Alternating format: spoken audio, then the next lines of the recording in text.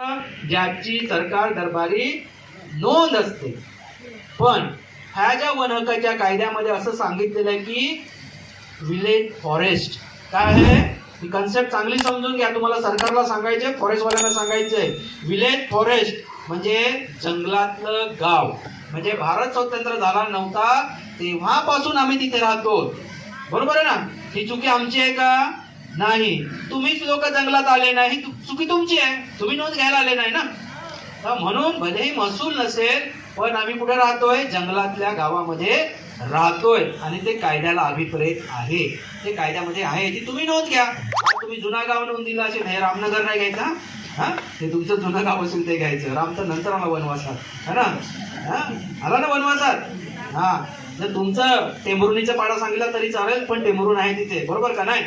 हा, ते जुनं पाड्याचं नाव सांगायचं, समजलं? कारण राम तर नंतर आलाय वनवासात, ते रामनगर नाही। जुना गाव सांगितलं तरी चालेल, एखाद्या पाड्याचं नाव सांगितलं तरी चालेल, हिनाचा पाडा सांगा, खिंडीचा पाडा सांगा, हे तुम्हाला तुमचं गावाचं नाव सांगावं लागेल, बरोबर आहे ना? ते आयटीआय वायटीआय नंतर आले, ते सांगितलं ना वगनाचं पाणी, हे तुमचं गाव नाव आहे, बरोबर नाही? तर हे सांगायला शिका। म्हणून विलेज फॉरेस्टची संकल्पना ही तुम्ही समजून घेतली पाहिजे, सरकारच्या तोंडावर मारली पाहिजे की आम्ही तुम्हाला महसूल, तुम्ही नोंद नाही घेतली, तुमची चुकी आहे, आमची थोडी चुकी आहे। दुसरी एक संकल्पना आहे, एक आहे फॉरेस्ट विलेज, है ना? एक आहे विलेज फॉरेस्ट, एक आहे फॉरेस्ट विलेज। म्हणजे जे फॉरेस्ट डिपार्टमेंट होतं, ब्रिटिश लोक होते, त्यांनी काही लोक पहिली तोडीसाठी आणली, म्हणजे जंगल तोडण्यासाठी आणली, मग ते रोज घरी जाऊ शकत नव्हते, मग असे जे परिवार होते ते जंगलाच्या आजूबाजूला वस्ती झाली, त्याला काय सांगतात? Forest village. म्हणजे ते आणून बसवलेली गाव आहे, बरोबर आहे? ही गोष्ट डोक्यात घ्या, कायदा अशा पद्धतीने सांगितलेला आहे। म्हणून तुम्ही जे कोणी आहेत त्यांच्याकडे जर नोंद नसेल तर आम्ही कुठे राहतो?